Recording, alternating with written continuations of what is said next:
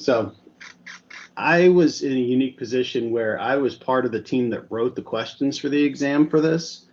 And I also have sat in on the beta classes, and I've talked with the training team and the VMCE team quite a bit. So while I can't obviously give you outright answers, I may be able to give you some insight as to thought processes around certain things, and maybe hopefully take some of the mystique away from this test for you. I did prepare for the next, this is a 4-week session. Every week's going to be different, just by nature of the fact that, there's different material to cover. I built slides and information to cover, prepared for nobody having anything to ask or bring up. But my goal here is really to answer your questions around the studying and what you need to do for the exam. So if we never get to any of my slides, I'm okay with that too, as long as you're getting value out of the session. This is your session. This is your study guide. The other thing is I also want to hear from each other. If you have insight into something that someone else is asking, please speak up. We're a study group. This isn't a study lecture. You already went to the lecture class. Now you're in this is the group in the back of the library that's trying to study for the exam now. So we want to talk through everything that everybody has, make sure that you feel comfortable and understand what you need to do to become a VMCE. I do have a few slides I want to cover just to make sure that you see some of the basics of what we have as far as study resources go. So there's a couple different areas you can get this from. You can get them directly from Veeam, and there's third parties out there as well. So as far as what comes from Veeam, there's the exam study guide that you got as being part of the class. There's the class itself, obviously. The course notebook and the course guide that you get as far as from being in the class as well. I'll skip over the next to last bullet and talk about helpcenter.veeam.com. So when we wrote most of the questions for the exam, that was the only resource that was available to us. So it'll give you deep comfort, I'm sure, to hear that we did not write questions based on anything in the lab or in the class, because the class didn't exist when we were writing the exam. We did not have an advanced copy of course materials, but we did have an advanced copy of helpcenter.veeam.com documentation. So what you're going to want to look at in there is the stuff on VBR, version 10, Veeam 1, the agents. I would say the bulk of your questions are probably going to come from the VMware version of that documentation.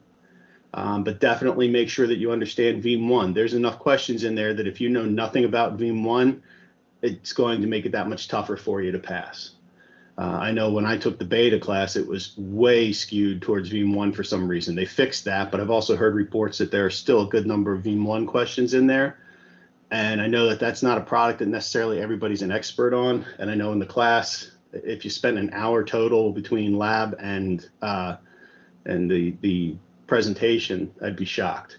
So while it's a lesser function compared to VBR, you need to know the basics of how it operates. So we can go over some of that as well. Now, back to that practice exam on the ProPartner site. I had never gone through it before. I was just quoting it as a resource because it was put out there and on the site, and it's the first time we've actually put out a practice exam that wasn't through a third party. Now, the kicker with that is I did learn that the questions that they got for that were questions that were rejected for use in the actual exam. And after going through it with our friend Gary on the line here last week a little bit, I totally understand why those questions were rejected. Do not go into using that exam as oh, I didn't pass, I'm not ready to take this test.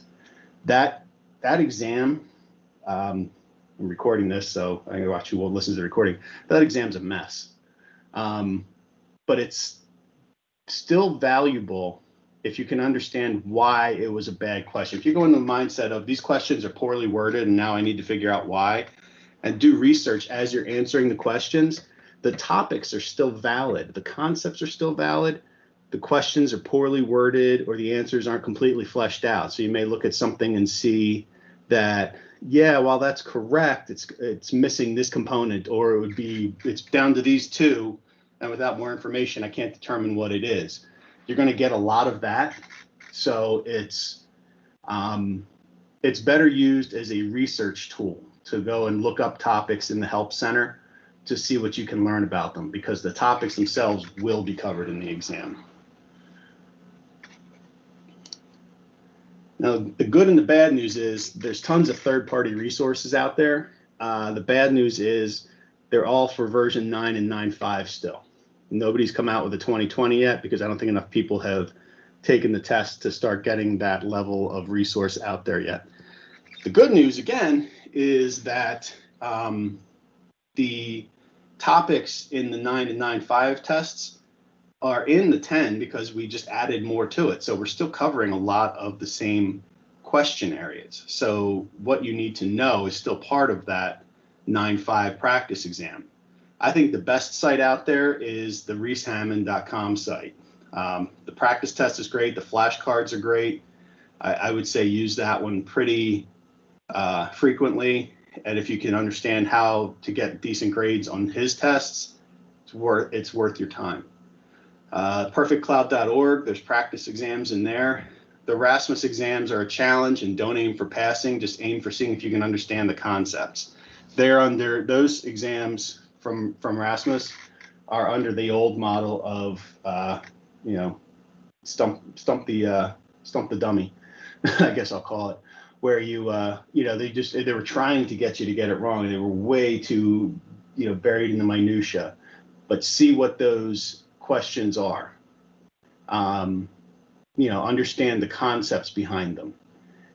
Then you have that back it up online with some flashcards. The flashcards are still relevant. Some of them may be a little dated, but that's something that you will be able to figure out as you're looking at them, especially if you've already studied your manuals. As far as looking at the manuals and everything, the user guides, like I said, focus on the V10 VBR manual. I'd say read through the agent one once, maybe the Veeam one a couple times, just to make sure that you understand some of the concepts. That's what I would focus on. And maybe read the Hyper-V version of it once, just so you understand the Hyper-V concept. The bulk of the questions are going to be around VMware or NAS or the new features.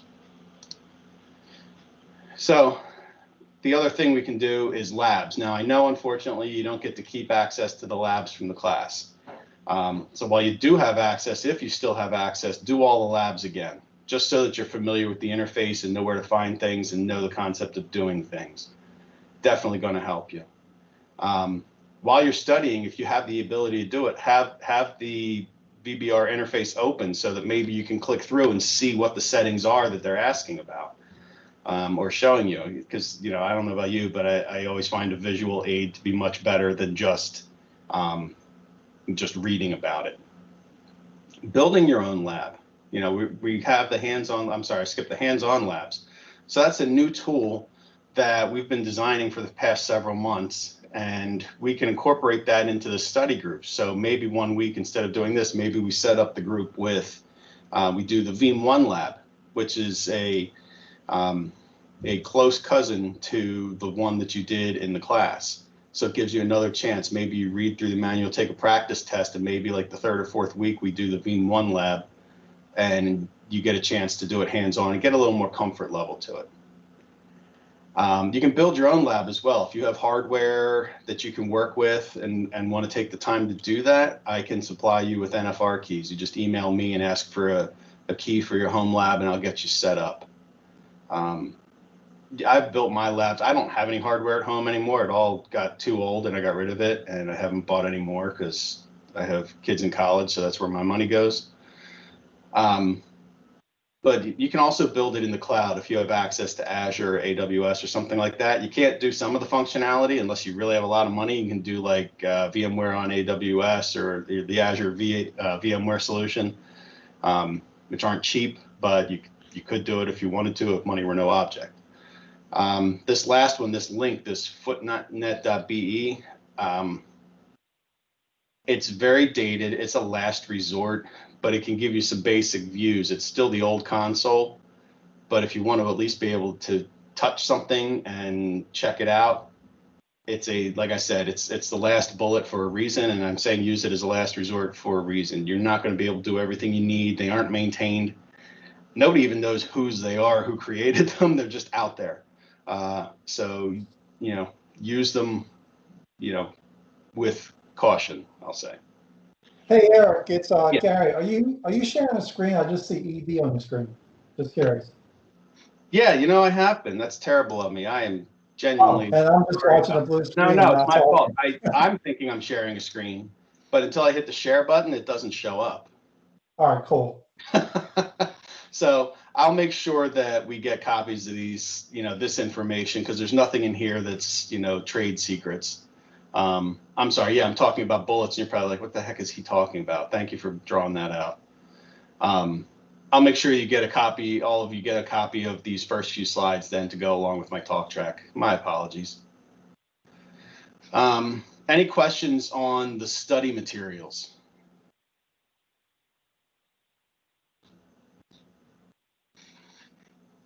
No? All right.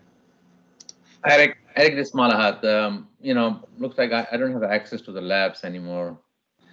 Yeah, that unfortunately is going to be the case. I think it was maybe you got them for an extra week after the class. That's you can thank the powers of licensing for that. It just got too expensive. We used to give like 90 or 180 days, and then all the software providers changed their licensing models, and it's just not cost effective, unfortunately, to keep them going. Yeah, I wish they were, because I think it's one of the best study tools out there. Which is why I'm going to get the hands-on labs as part of this to use as well. At least the Veeam 1 one. If anybody has any other requests for things that you want to see, at a minimum, I'll be able to bring up a console, and we can walk through some things if folks have questions on things. Because I want to make sure I'm covering what you need me to cover. My slides have all the basics in there, and I don't want to insult anyone's intelligence by going all over all the basics if you're all solid on those. I want to make sure that we're getting into where you might be stuck with the training.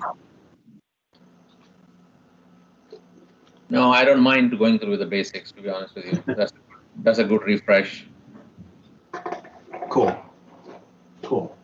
Glad to hear that. I also figured out how to do digital whiteboard and share my iPad through this, so I can actually draw things on a whiteboard if we need to too. So we've all become very good AV club members by being home all this time, I think.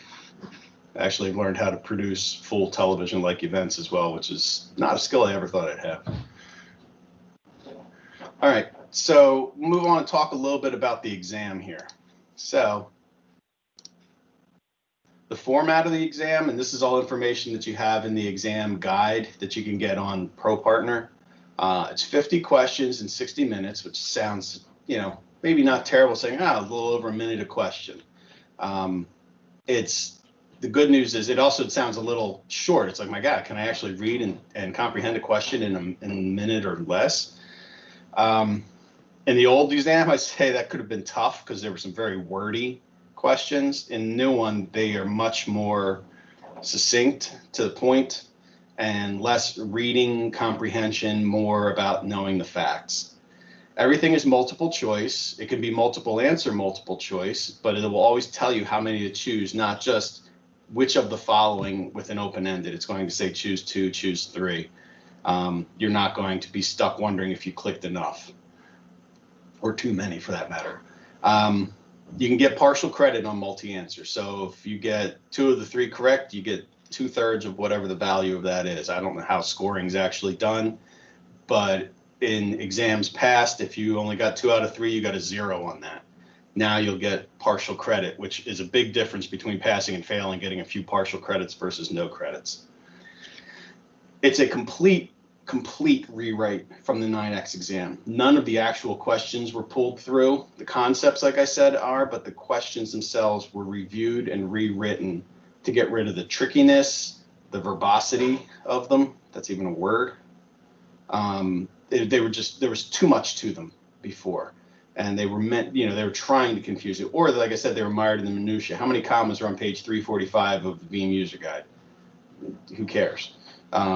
It's more about trying to apply what you know. So it's not about spouting the facts back as much as it is you're going to be giving those, you are a backup administrator, you're being asked to do this with this. How can you accomplish that? So we'll go through, that's part of what we'll do is go through some of those types of scenarios. It's a Pearson VUE exam. The good news is it's offered virtually now for those of you that are in areas where your testing centers are either not open or never opening again. So you can do it from home. They're very strict on what your environment is like the room I'm sitting in right now, they'd probably be like, no way. I'd probably have to go sit in my bathroom to do it because there's too much technology and pictures and stuff around the room where I am right now. But Pearson VUE will have details on what they expect of you for a virtual exam. And as far as, I believe all of you, if you don't have a voucher for the exam already, I can provide that when you're ready to schedule the test. Because again, like we said, we want to see you all pass, get the value out of the time you've taken to go to that class and the time you're spending studying. So what do the questions look like? They are all new, like I said, much more scenario based. So you're actually applying the knowledge you're learning. Again, I said already, no confusing questions. They're scenario based. So the question that it could be, and it's funny because I'm using this question and it's one that actually is one of the ambiguous ones in the practice exam because of how they wrote it, but it's a valid scenario that you may be presented with that you need to come up with the answer for. So basically what this means is you're going to need to understand how to do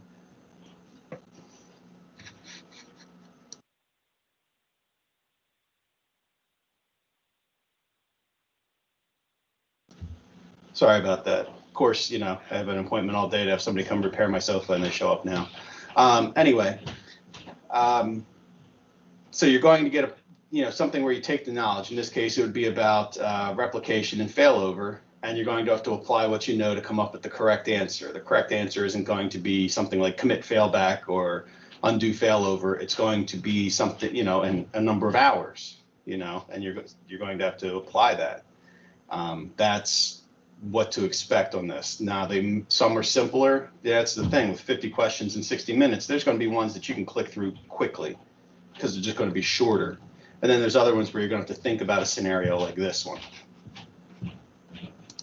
So I know that probably everybody in this group has taken technical exams before, and you all have your styles. I'm just going to share what's worked for me for this exam, because I've taken 2 of them now, and what has also worked for me, for other exams as well.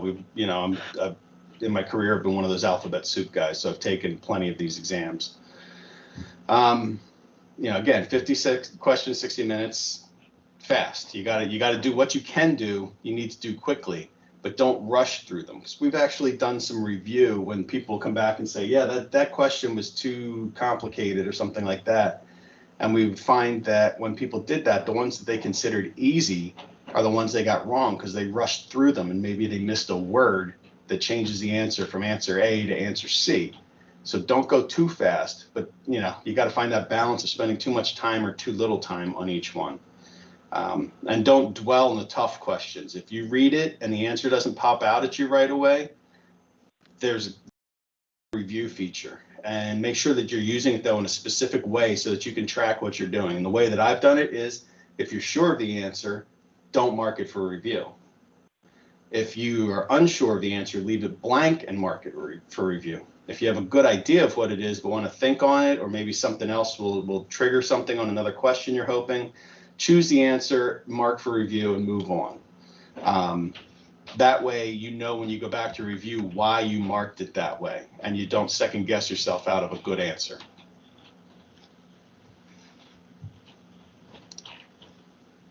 So any questions? That's the bulk of the info on the exam resources. Any questions, any comments for anybody who's been studying, where you're at with it?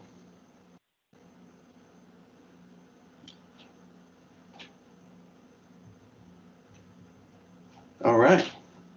Well, let's start talking about a little bit of architecture then. So here, I do not have these organized in the same way that the course was, so I'm not going chapter by chapter. What I want to make sure is that you understand the architecture and then you understand the features of the product. And putting all that together should get you everything you need to know from a technical standpoint. Then it's about the application. So my hope is that in a couple weeks or so, we can go through this kind of stuff. We can do some labs, and maybe even at the end, spend some time tearing apart that bad practice exam so you can see the thought processes behind the questions. And again, if you have any questions, you want to see anything drawn out, you have specific information that's confusing you or experience, love to hear it as we go. Excuse me.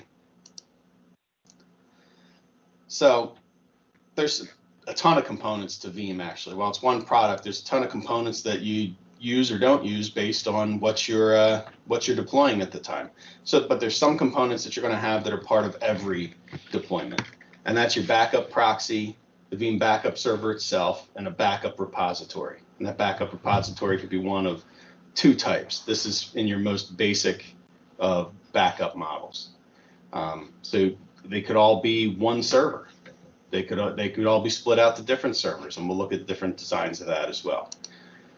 The optional components, and this is not all inclusive at all because this does not have the NAS, the file proxies, does not have some of the it does have the gateway, so it doesn't have a gateway server on it, but you have, Enterprise Manager, which is again another administrative tool, WAN accelerator, tape servers, consoles, mount interaction proxy. We're going to go through what each one of these are. So the backup server is the brains of the operation here. It's what's coordinating the backup, the replication, all these things. It's your job schedule and your job manager, and determines if you don't have it set to specific resources, what resources get used. It's your management center. You don't, while the VBR console is installed on it, that doesn't have to be run from there. This is just the brains. The proxy server, this is the muscle. So this is what's going to talk to your sources, talk to your destinations, do your compression, your dedupe, your encrypting. So this is where you're going to have the most horsepower as far as the physical or virtual resources in your Veeam design. It's going to determine how things are communicating based on the configurations that you put into it. And part of that with the proxy server, when I say how it's communicating, is the transport modes. And be sure you understand these because they all have different requirements, and you also might see some questions around, if you're having problems and your backups, your VMware backups are moving slow, why might that be? A popular question for a lot of these things is that your transport's defaulting back to network mode as opposed to using a virtual appliance or direct storage access. Things like that happen. So when do you use each? Well, it depends on what you're doing. You use direct storage access if you're going to communicate directly to storage. You are, virtual appliance if you're 100% virtual and all your storage is not part of a SAN or an iSCSI system, then you're going to probably go with virtual appliance. And network is the failback default. So basically that's, if nothing else works, it's going to use it. So it goes directly through the front end of the hypervisor and has the most impact on your production network. And we also need to make sure, like I said, with that production impact, we need to make sure we understand the stun impact of each of these on. Hey, Gary, you got a question? Yeah, so in the backup proxy, can you change transport mode on the fly, and I'll take on the fly? While a job's going on? Oh, when the job is stopped. When the job is stopped, yeah, because you're not setting it in the job, you're setting it in the proxy. So if there's whatever job's running, it's going to run under that mode. But if you change this from automatic to direct storage, it's only going to be used for jobs that can connect via direct storage, provided you don't have that default back to network setting set. Okay, great. Because you're not setting it per job, you're setting it per proxy. Okay, got it.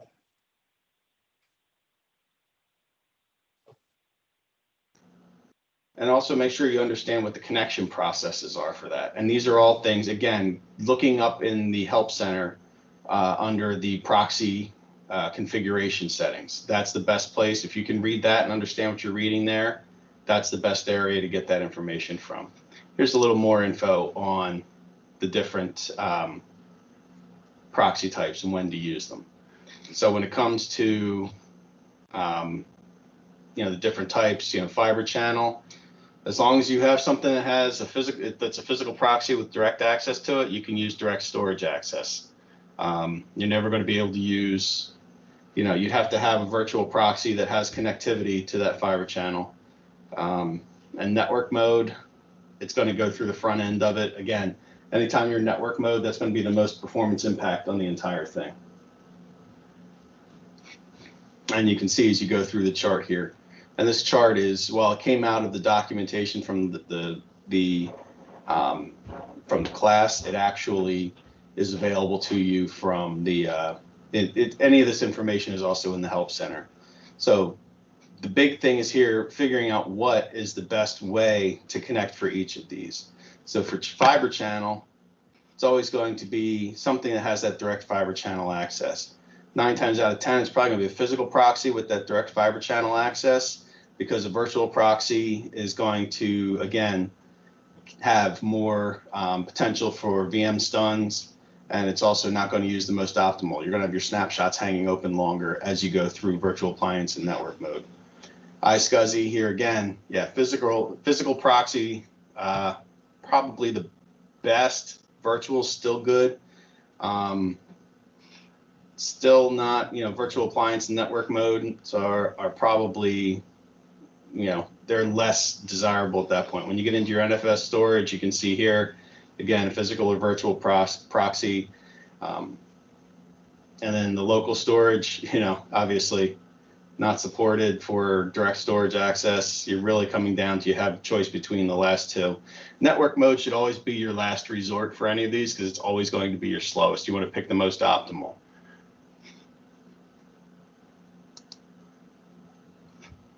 So your repo server can be just about, yeah, Greg. Can you hear me? I can, yes. Okay, cool. So that chart that you just had up, Yep, on the Veeam website, there's information that contradicts that. Like, for example, your chart says, and this is the chart from the class, your chart says for NFS storage and virtual appliance, it's not recommended, but on the Veeam website, it says NFS storage and virtual appliance. Install a backup proxy on a VM running on an ESXi host connected to the storage device. It does not say not recommended.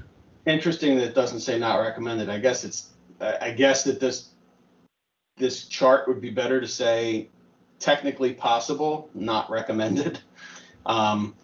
Keeping in mind for the test, you're going to be asked about what's the best way to connect to things. So knowing that this is not recommended yet possible. If it said not possible, that would be a direct contradiction, more so, I think. But I think that it is possible, but you don't want to do it. Okay. But understand that it is possible, but there's probably never going to be a scenario where that's the way you'd want to go. Okay, got it. Good question, though. Thanks. Because we will find those sorts of contradictions for sure.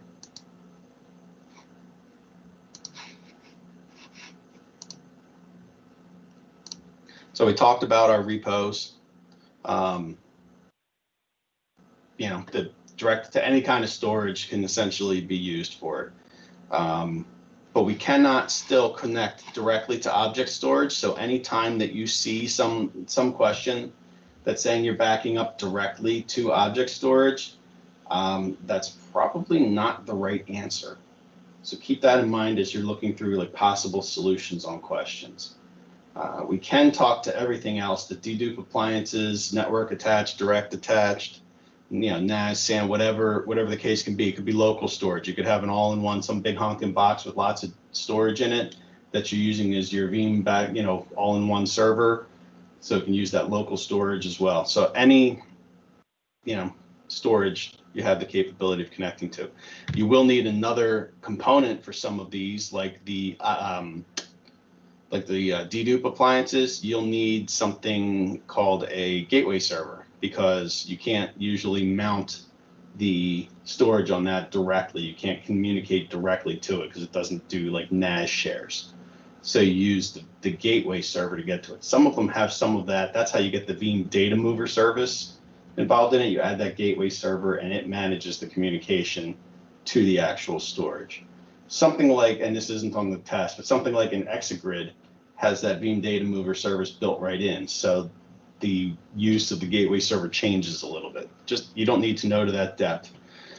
The one thing, the concepts you'll need to know, there's no questions on brands of dedupe or brands of storage and how they interact, because we're not responsible for that. And why would we quiz you on what HPE is doing with their latest storage? Let HPE quiz you on that, right?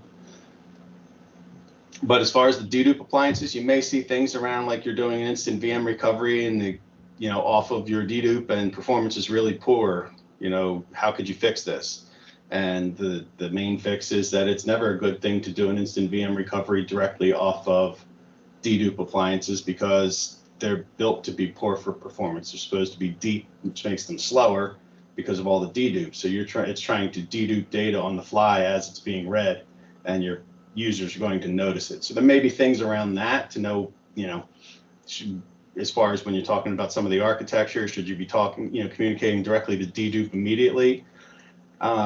Always better to have some sort of a higher performance storage first that allows you to do those instant recoveries, and then do your longer term. Maybe you keep, a couple days, few weeks of storage on that higher performance storage, and then have it longer term stored on the dedupe appliances. Guest interaction processing, this is what does your application aware processing, file system indexing. So this is something that actually gets mounted in the VMware that allows to use, and it's only on Windows. So it gets mounted in the VMs to do the processes within it. And only runs when it's being called on. So if you did backups, but you're not doing indexing, application aware processing, or transaction logs, you're not going to run the guest interaction proxy. It's only when when you're looking to do something beyond backing up a VM image. Distribution server, and I don't know if you get asked questions on this or not, but this is what deploys the Veeam agents for, on workstations and servers. So it's what, it doesn't get used unless you're deploying them. It just sits there and does nothing. It doesn't really take anything. But if you're doing thousands and thousands of physical devices, you may want to have some separate distribution servers. Only your larger environments are probably going to need that. WAN accelerators. So our WAN accelerators do global dedupe, and this is something to keep in mind. They do, within the WAN accelerator itself, global deduplication. What kind of deduplication do we do within our backups themselves? Anybody know?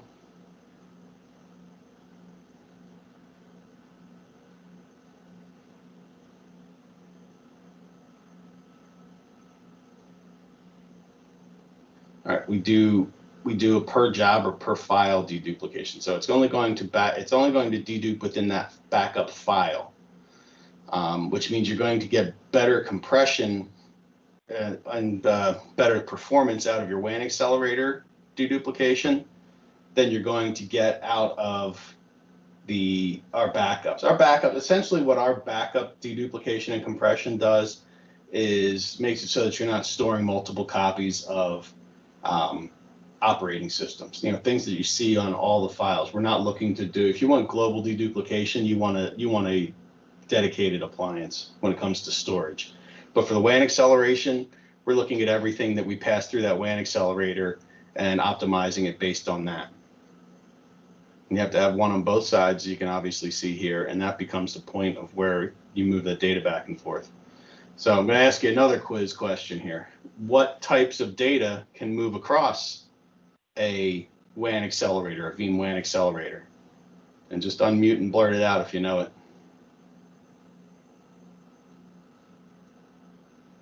Backup copy jobs and replication. You got it, Gary. You're ready for that test, man. I'm trying. Gary this week, so I'm trying to convince him he's ready because I believe he is. He better not prove me wrong. No pressure. But that's right. So WAN accelerators don't work with backup jobs. It's backup copy and replication from site to site. So that's the only two times that WAN acceleration comes into the mix. Tape server, well, it's pretty obvious. It's what facilitates the communication to a tape device. So if you have a tape drive, you're going to have a tape server.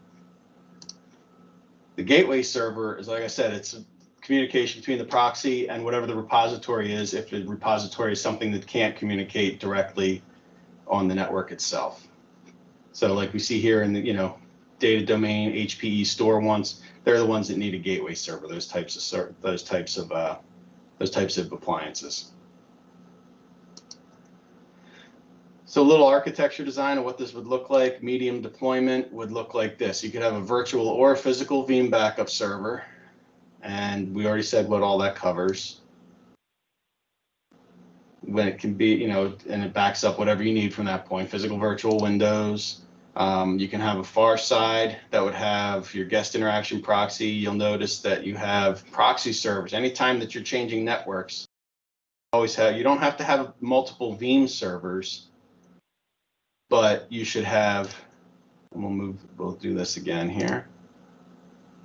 See, now I don't agree with this design, and I'll tell you why. You don't need in this scenario to have two Veeam backup servers unless you're crossing some sort of a security delineation where or something. Maybe you have operations in Europe and you have operations in the US and each of them are managing their own environments. Maybe then you have two Veeam servers.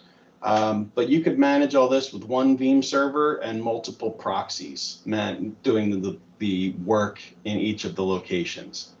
But if you do have multiple Veeam servers, you should have the Veeam Enterprise Manager managing them overall. So you can do license management through that as opposed to making sure that if you buy 1,000 licenses, trying to worry about balancing them correctly between the two.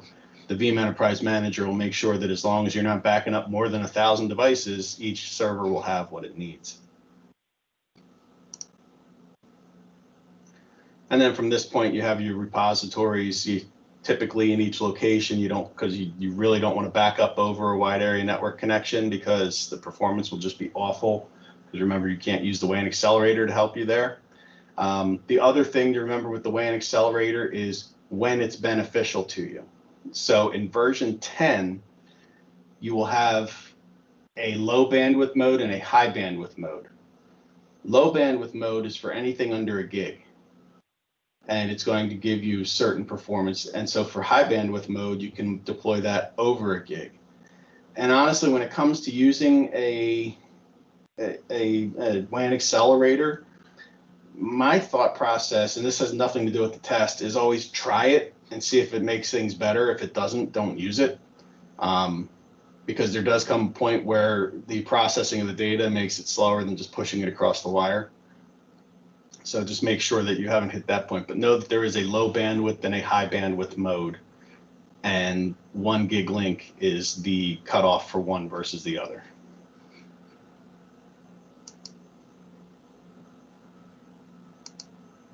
So here's just some more information about what a design would look like.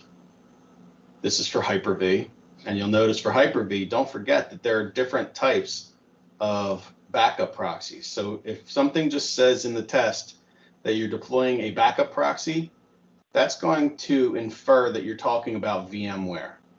If you're talking about an on-host or an off-host backup proxy, that's inferring that you're talking about Hyper-V. So make sure that you're paying attention to that as you're reading questions, because something may trip you up that you have the wrong type of proxy to back up Hyper-V. And you need to make sure that you have an on-host or off-host. Also understand why you would want to use one versus the other. If at all possible, you're going to want to use an off-host because, as it says, it's off-host, which means it's not going to be using your production resources to try and run the proxy. It's going to have its own resources.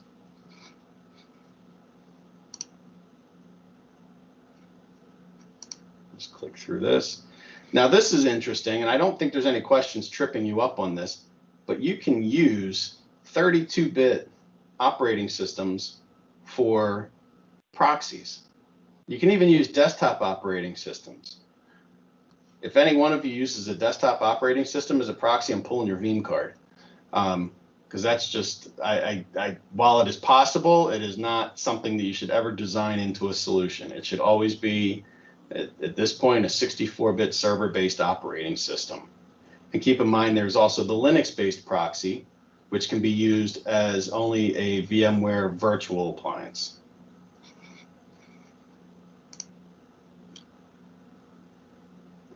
Different rules, though, when you get to the on-host and off-host backup proxies. If it's an off-host, it needs to be the same or greater version of Windows Server with the Hyper-V role enabled, because it's going to use some of the features of Hyper-V to access that data. So that has to at least be able to recognize it. Yeah, Gary? What's confusing in Help Center is VSS required if you do a proxy with a Hyper-V role? It's going to use VSS within, not within the VMs themselves, but it's going to use VSS functionality in Hyper-V. Yes, okay.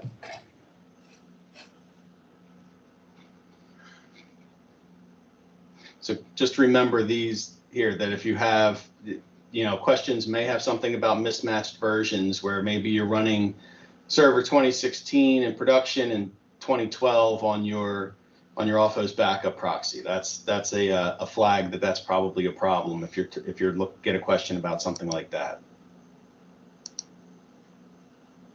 Proxy servers, like we said, they should always be near what they're backing up. So as soon as you cross a WAN, have proxies over there as well. You don't want to proxy anything that's ever going to end up with a design where a proxy is going to be talking across the WAN. You'll notice that poor performance right away. That being said, you're also going to want to make sure that you have a, again, we're out for backup traffic. You're also going to want to make sure that you have, we've already talked about what the proxy servers can be, but we want to make sure that we have the repositories local as well. So if you have multi-sites, you're going to have multiple repositories. There's just no efficient way around that, because you want to get that backup window as short as possible.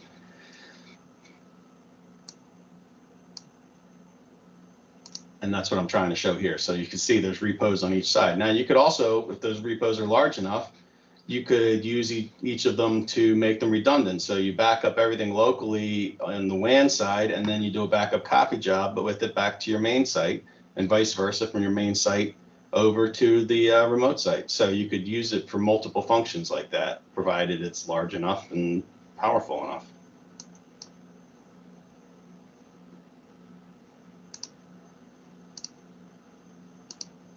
And this can be Windows, Linux, any of the data store types that we've already talked about. Scale out backup repositories. So these are not striping or anything like that. So it is not some sort of redundant array of backup locations. What would that make it? Rabble? It's not that. Keep in mind that it's going to allow you, though, it's a logical design that allows you to pull different types of storage together into one repository for Veeam to see, as opposed to you having to remember what's where. Then Veeam's going to help you manage how that storage gets filled up. And that's what we see with the little diagram that we're doing here. So you can see Veeam's managing that. If you lose a node, keep in mind, you can't get to the data on that node. There's not a second copy of it on another node in here. The only good thing here, you're still going to make sure you have that backup, that data copied in a backup copy job elsewhere, because this is a single point of failure still. This entire SOBR is still a single point of failure. But it's going to allow your jobs with that one failing to continue working. You can just use any other one. And that can be all kinds of different things. And they're used for different things. So you can have your direct attached, your network attached, NAS, SAN, whatever it is. Your dedupe appliances, you can use Cloud Tier, and Cloud Tier acts differently because Cloud Tier is only used for specific things, but you can use all of them as part of a scale-out backup repository. If you're going to use a Cloud Tier for standard server backup, you're going to need to create a scale-out repository.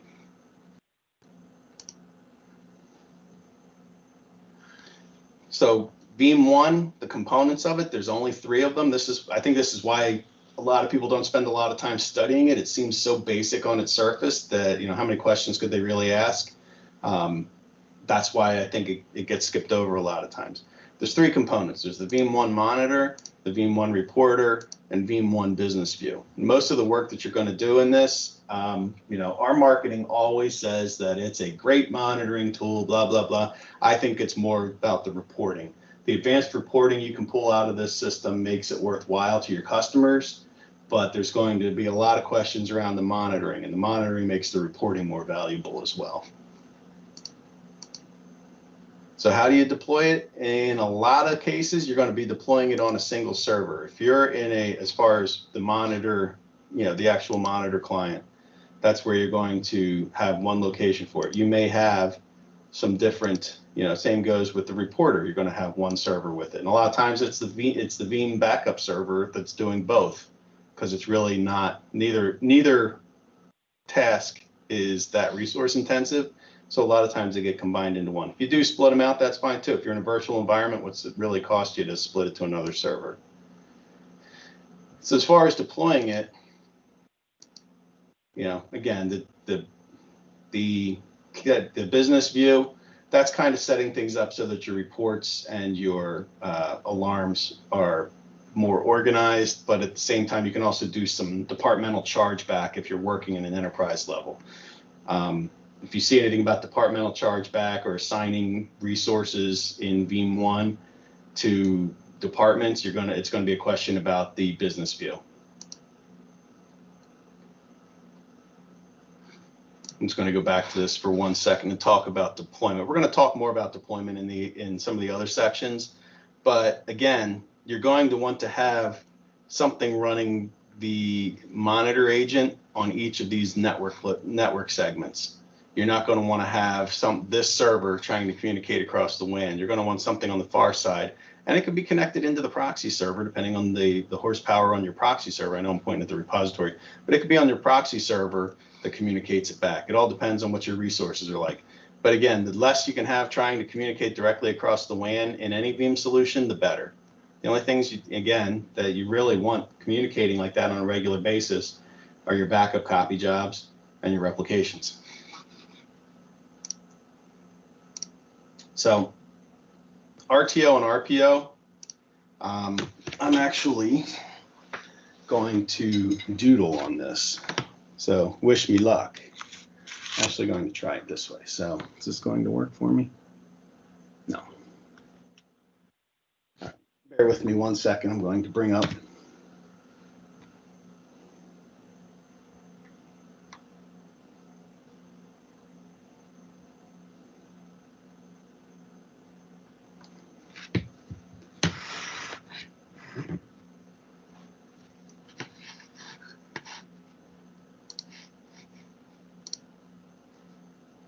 There we go. Okay.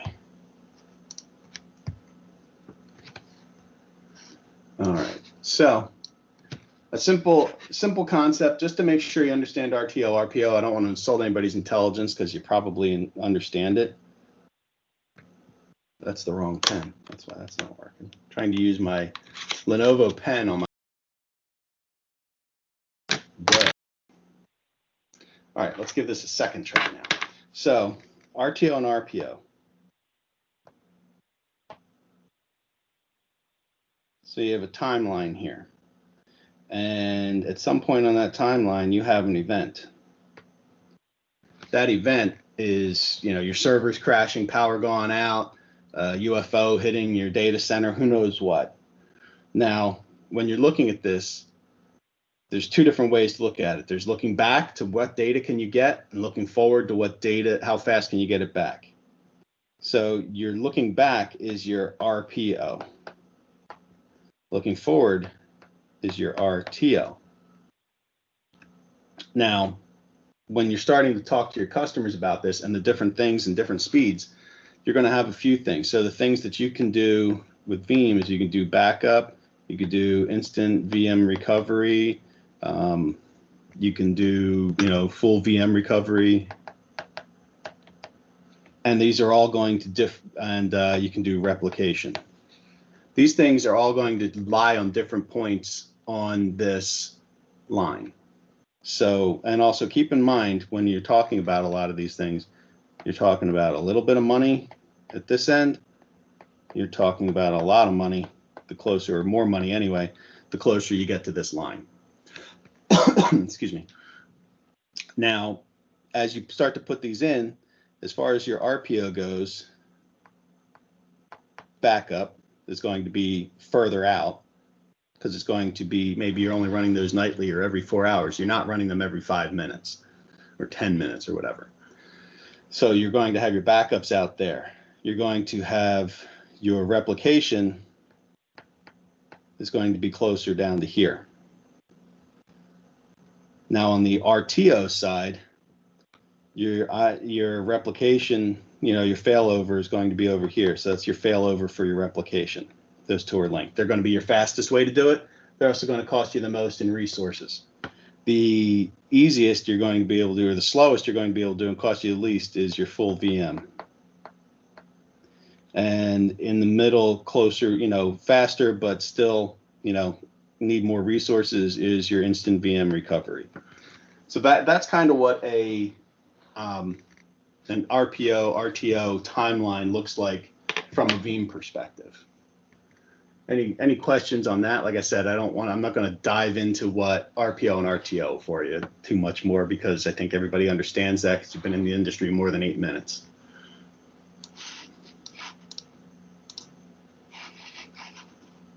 So the 3-2-1-1-0 rule, because we just kept adding and adding and adding things to this. But these are good concepts. You need to know these concepts. There will be questions on these things. You have to have 3 copies of the data on 2 different media types, 1 copy offsite, 1 air-gapped, and no errors. That's what this means. So what's that look like? So the 3 copies of your data, that could be your original, always counts as 1. The backup you did to the local repository is 2. A third could be your backup copy job. Now that gives you 3, but you're still, and this is debatable, and we could, we've had philosophical talks internally on this, but it comes down to, do you count it if you do a backup copy job to another device in another location?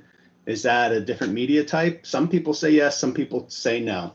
I guess letter of the law, in theory, they're correct, because it could still be susceptible to the same type of attacks. So when it comes to the 2 media types, cloud, something that doesn't speak that same language. So maybe it's something like using an HPE store once and Catalyst Copy or DD Boost from data domain to copy that data, something that can't be spoken to. The tape obviously is one. Cloud can be used as one because it's using different protocols. The nice thing about tape and cloud is it gives you that copy off site pretty much right away. You ship your tapes off, or when you do that cloud copy, it's obviously out of the building. The air gap, that's, again, as soon as you eject that tape, it's air gapped. Cloud, you can use immutability as your air gap, plus the fact I said, like, you have your protocol gaps in there as well.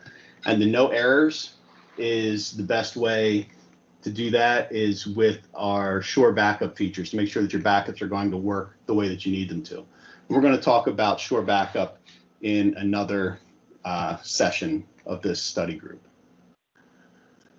So time check, we're at 12:57. I'm going to cover just a couple more slides here because I don't want this to go over, and then we'll pick up where we were next time. So the guest interaction proxy, we've talked about what that does, and the fact that that's going to get deployed wherever you need it for those. The guest interaction. The guest interaction proxy is actually also going to be used. It's going to communicate to the VMware. It's going to communicate to your backups as well. So the guest interaction proxy is when you need to communicate for the, geez, I can't even talk right now. It's runtime deployment for when you're doing your application-aware processing, transaction logs, things that go inside your VMs themselves. Your mount server, this is an important component. This is what's used for your instant VM recoveries, your file level recoveries. We mount the image of that backup disk, of the disk that was backed up, to our mount server, and that's how we get inside the data to do things like virus scans or to pull out individual files or databases from it.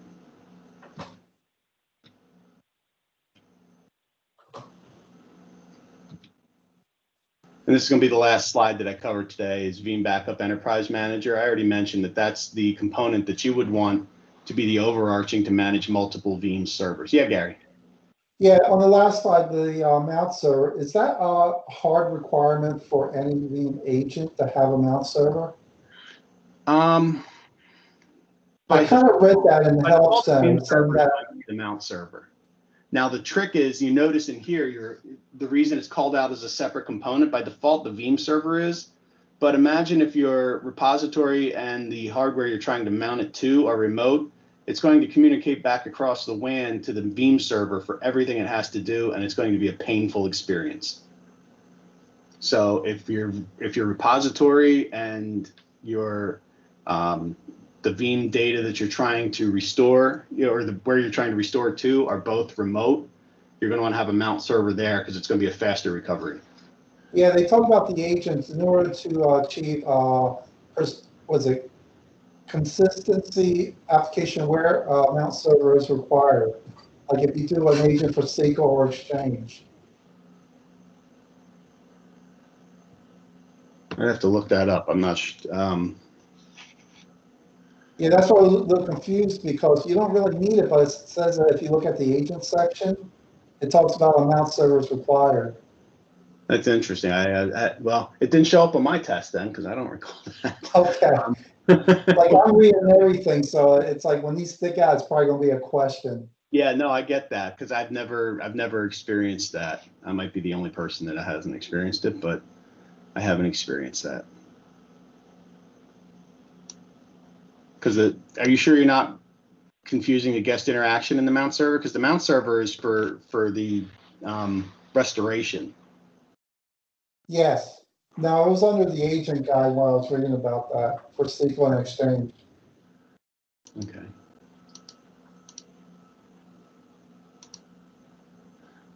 So again, just the last slide I'm going to cover, the web console is the, what you can use. You can access this remotely, and you can also do some different self-service features. We'll cover this in more depth in another section. And I'm going to stop here for the day. So that was a solid hour stuff. Sorry I kept everybody an extra minute, but I hope you got value out of this. Any questions while you're studying, please email me. I'm here to help you. I want to make sure you pass. If there's anything that you have questions on, I'll answer everything I can to the point of not answering an actual exam question for you. So with that, have a great weekend, and thank you very much for your time today. Okay, thanks, Eric. Take It was care now. really helpful. Glad it was. And good luck Monday.